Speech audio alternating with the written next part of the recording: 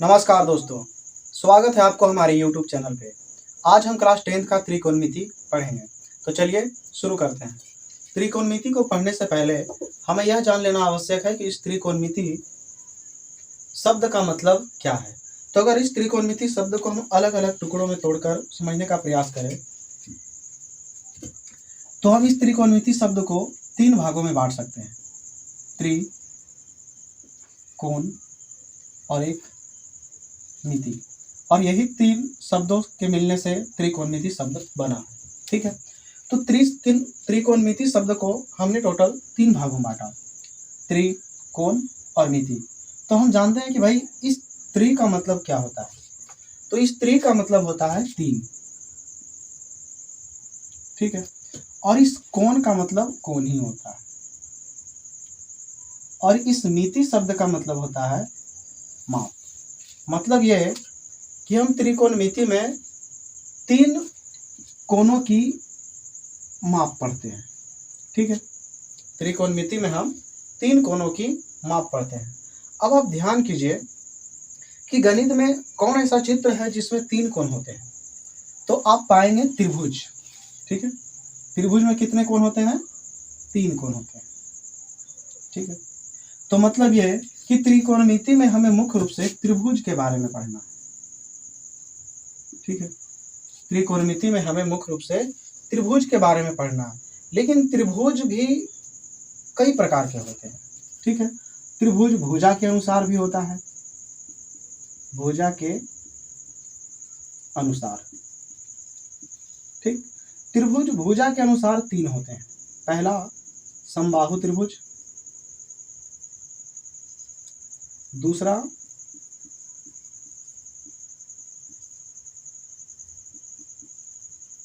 समद्विबाहु त्रिभुज, और तीसरा है विषमबाहु त्रिभुज।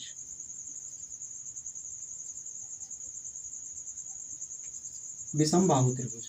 ठीक है, भुजा के अनुसार त्रिभुज 3 होते हैं, एक समबाहु त्रिभुज, समद्विबाहु त्रिभुज और विषमबाहु त्रिभुज। उम्मीद है आप ये सारी बातें क्लास 8th या 7th में पढ़ लिए होंगे। ठीक है, ये भुजा के अनुसार त्रिभुज है। अब देखते हैं त्रिभुज कोण के अनुसार भी होता है। ठीक है, कोण के अनुसार। ठीक, अब त्रिभुज कोण के अनुसार भी 3 प्रकार के होते हैं। पहला समकोण त्रिभुज, दूसरा न्यून कोण त्रिभुज, और तीसरा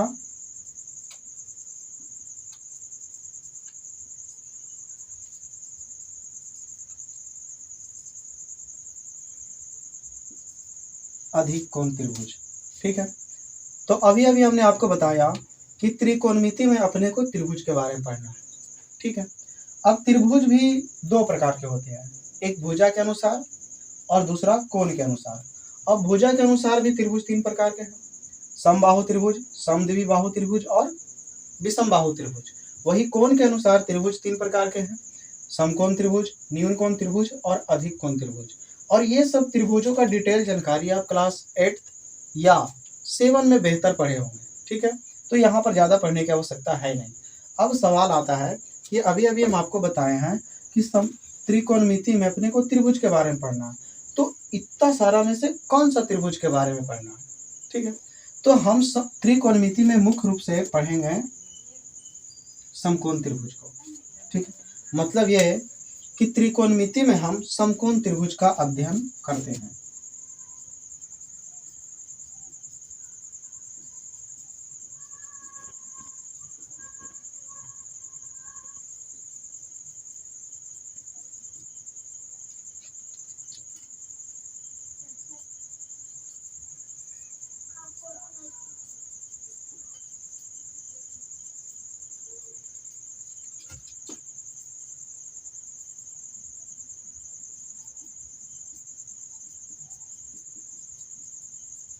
ठीक है, त्रिकोणमिति में समकोण त्रिभुज का अध्ययन किया जाता है। तो चलिए हम अब जानेंगे कि समकोण त्रिभुज क्या है, किसे कहते हैं, और समकोण त्रिभुज के अंतर्गत हमें किन किन चीज़ों को देखना है। ठीक है, इतनी बातें आप नोट करना चाहे तो आप कर सकते हैं।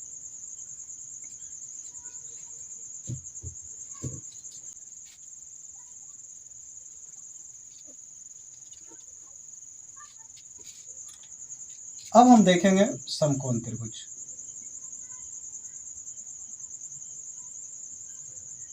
ठीक है, देखिए इस डेल्टा, इसे डेल्टा बोला जाता है गणित की भाषा में, और लेकिन इस डेल्टा का प्रयोग हम त्रिभुज को शॉर्ट लिखने में प्रयोग कर सकते हैं। अगर आप कहीं त्रिभुज लिख रहे हैं तो आप ये डेल्टा का सिंबल देके काम चला सकते हैं। इसका मतलब ये हुआ कि वहाँ पे त्रिभुज लिखा हुआ है। ठीक है, तो अब हम जानते हैं समकोण त्रिभुज। समकोण त्रिभुज किसे कहते हैं? तो उम्मीद है आप इसका परिभाषा बेहतर जानते होंगे। जिस त्रिभुज का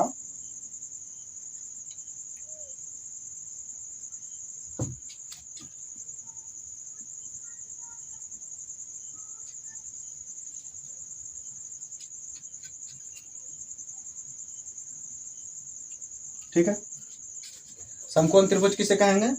जिस त्रिभुज का कोई एक कोण 90 डिग्री का हो उसे समकोण त्रिभुज कहते हैं। अगर हम समकोण त्रिभुज का चित्र बनाना चाहें तो कुछ इस तरीका से बनेगा।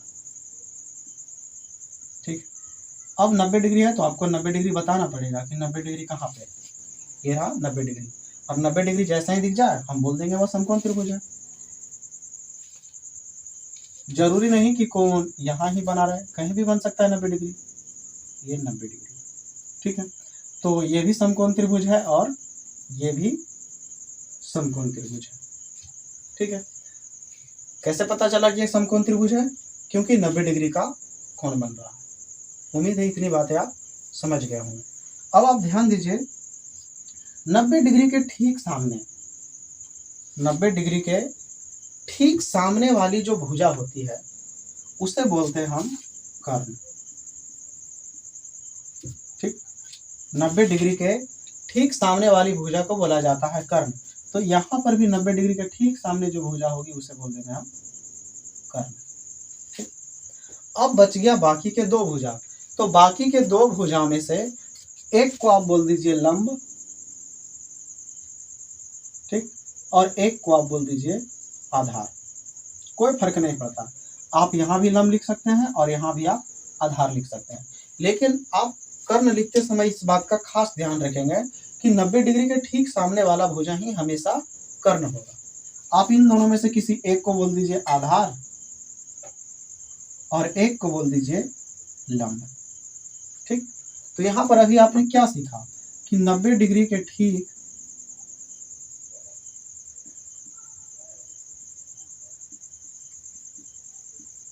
सामने वाली भुजा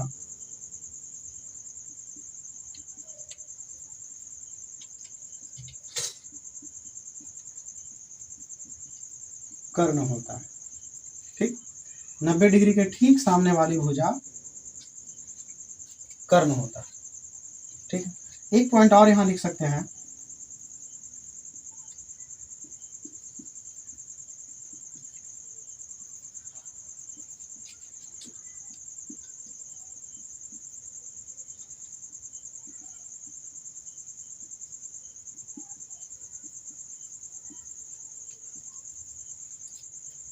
कर्ण समकोण त्रिभुज की सबसे बड़ी भुजा होती है।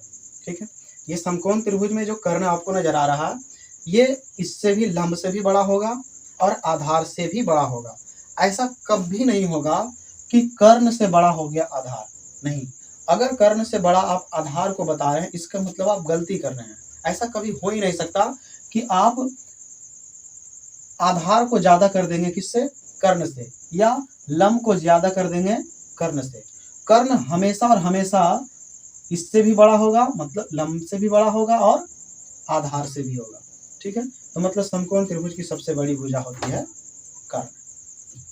अब ध्यान से देखिए, यहाँ पे ये जो कर्ण, लंब और आधार, इन सब में एक संबंध है और इस संबंध को बताने वाले व्यक्ति का नाम था पाइथागोरस।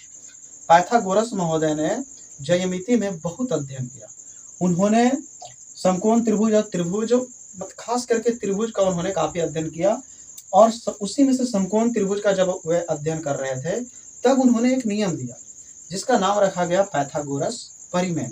तो पाइथागोरस परिमेय भी लगता है कहाँ, समकोण त्रिभुज में। तो इसी के साथ हम पढ़ लेते हैं समकोण पाइथागोरस परिमेय।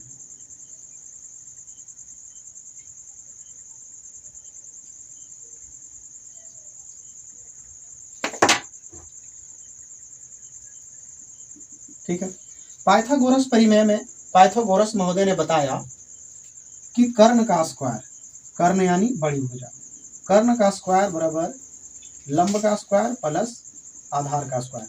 यहाँ देखिए लंब के लिए हमने केवल ल शब्द का प्रयोग किया और आधार के लिए केवल हमने आधार आ शब्द का प्रयोग किया। उन्होंने बताया कि कर्ण का स्क्वायर लंब के स्क्वायर और प्लस आधार के स्क्वायर के योग के बराबर होगा। ठीक है, तो आप ध्यान रखिएगा, यह है पाइथागोरस परिमेय और इसी परिमेय के अनुसार हम 3 सूत्र लिख सकते हैं। ठीक है, जिसे आप हमेशा हमेशा याद रखेंगे। जैसे आप अगर यहाँ से स्क्वायर हटाएंगे तो यहाँ पर क्या आ जाएगा, रूट अंडर, ये कोई बड़ी बात नहीं है। तो अगर हम एक एक फॉर्मूला इसमें लिखना चाहें केवल कर्ण बराबर, तो आ जाएगा लंब के स्क्वायर प्लस आधार के स्क्वायर, आप इसको कर देंगे रूट अंडर। उसके बाद अगर आप केवल लंब जानना चाहते हैं तो रूट अंडर कर्ण का स्क्वायर माइनस आधार का स्क्वायर। ध्यान दीजिएगा, जब आपसे लंब पूछे तो कर्ण में आधार घटेगा और जब आपसे पूछ दे आधार तो कर्ण में लंब घटेगा।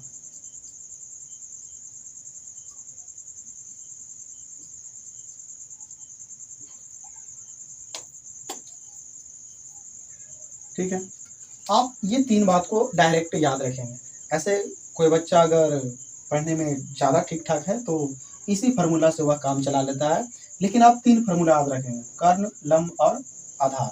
कर्ण बराबर रूट अंडर लंब के स्क्वायर प्लस आधार के स्क्वायर, लंब बराबर रूट अंडर कर्ण का स्क्वायर माइनस आधार का स्क्वायर। सिंपल तरीका, लंब पूछे तो कर्ण में आप आधार घटा दीजिए और आधार पूछे तो कर्ण में आप लंब घटा दीजिए, लेकिन स्क्वायर और रूट को ध्यान में रखते हुए। ठीक है, आप आप इसे याद रखेंगे एकदम कंठस्थ।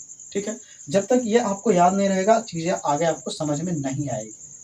ठीक है, तो ये रहा पाइथागोरस परिमेय और पाइथागोरस परिमेय से ही ये 3 सूत्र। ठीक है, तो उम्मीद है आप इतनी बातें समझ गए होंगे। अब यही पाइथागोरस महोदय ने पाइथागोरस परिमेय दिया, पाइथागोरस परिमेय दिया और यही पाइथागोरस महोदय ने लंब कर्ण और आधार में एक और संबंध बताया। ठीक है, उस संबंध का नाम रखा गया त्रिकोणमितीय अनुपात। ठीक है, क्या रखा गया, त्रिकोणमितीय अनुपात। तो पाइथागोरस महोदय ने ही दिया था त्रिकोणमितीय अनुपात और टोटल 6 त्रिकोणमितीय अनुपात इन्होंने दिया। तो अब हम देखेंगे टोटल 6 त्रिकोणमितीय अनुपात। ठीक,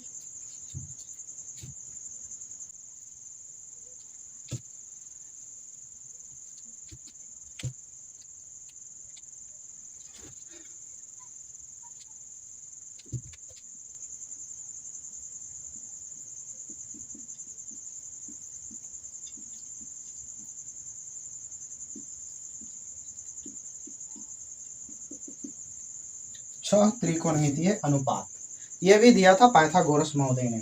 ठीक है, कभी कभी तो ये भी सवाल पूछ लिया जाता है कि त्रिकोणमितीय अनुपात कितने हैं, 6।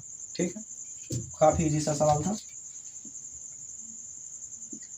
एक समकोण त्रिभुज बना लेते हैं, ए बी सी, ये अपना कर्ण हो गया, ये आधार और ये हो गया लंब। ठीक है, अब पाइथागोरस महोदय ने लंब कर्ण और आधार ये तीनों को अनुपात के रूप में लिखना शुरू किया। पहले उन्होंने लिखा ऐसे, लिख दिया लंब बटे कर्ण। ठीक, लंब बटे कर्ण, और जब उन्होंने लंब बटे कर्ण लिखा तो इसका नाम उन्होंने रखा साइन थीटा। ठीक, ध्यान रखिएगा, इसका नाम उन्होंने क्या रखा, साइन थीटा। तो अगर आपसे कोई पूछे कि बताइए साइन थीटा बराबर, तो आप बोलेंगे लंब बटे कर्ण। ठीक है, साइन थीटा बराबर लंब बटे कर्ण। उसके बाद पाइथागोरस महोदय ने इसी को उलट दिया भाई, पलट दिया, कर दिया कर्ण बटे लंब। ठीक, और जब उन्होंने कर्ण बटे लंब लिखा तब इसका उन्होंने नाम रखा कौसेक थीटा। तो अगर आपसे कोई पूछे कि कौसेक थीटा बराबर बताइए, तो कौसेक थीटा बराबर कर्ण बटे लंब, ठीक है। और अगर आपको साइन थीटा याद है तो कौसेक थीटा याद करने का आवश्यकता नहीं। क्यों? क्योंकि साइन का ही उल्टा तो लिखा गया क्या, कौसेक, ठीक। तीसरा पॉइंट उन्होंने क्या लिखा, अब की बार उन्होंने लिखा आधार बटे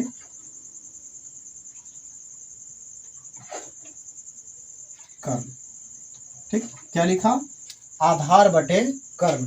और जब उन्होंने आधार बटे कर्ण लिखा पाइथागोरस महोदय ने, तब इसका नाम उन्होंने रखा कॉस थीटा, ठीक। तो अगर आपसे कोई पूछे कि बताइए कॉस थीटा बराबर, तो आप बोलेंगे आधार बटे कर्ण, काफी इजी है। चौथा, बस इसी का उल्टा फिर उन्होंने लिखा कर्ण बटे आधार, ठीक।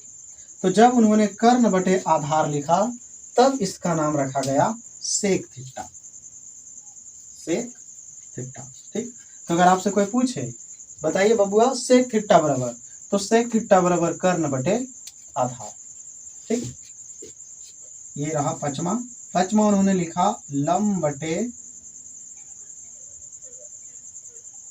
आधार, ठीक। लंब बटे आधार।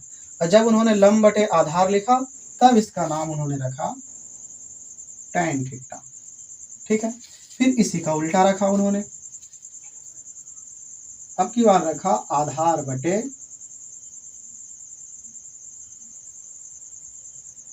लंब, ठीक। और जब उन्होंने आधार बटे लंब लिखा तब इसका नाम रखा कॉट थीटा।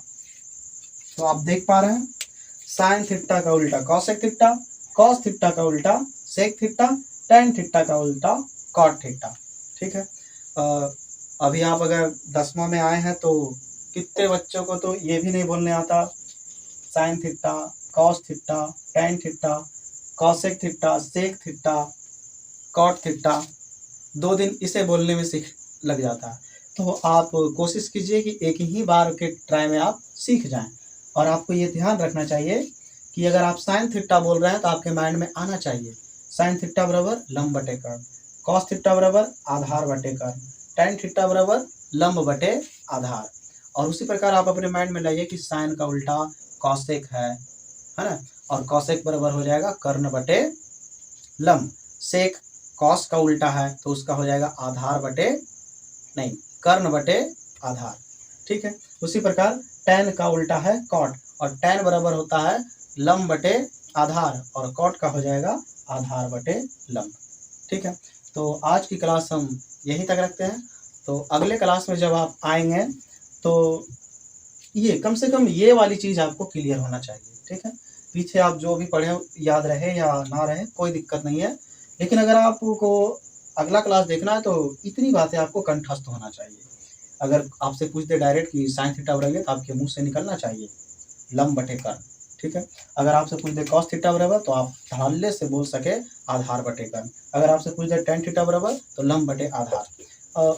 10-15 बार बोलिए, ठीक है, आपको याद हो जाएगा। तो ठीक है, मिलते हैं अब अगले वीडियो लेक्चर में, तब तक के लिए जय हिंद।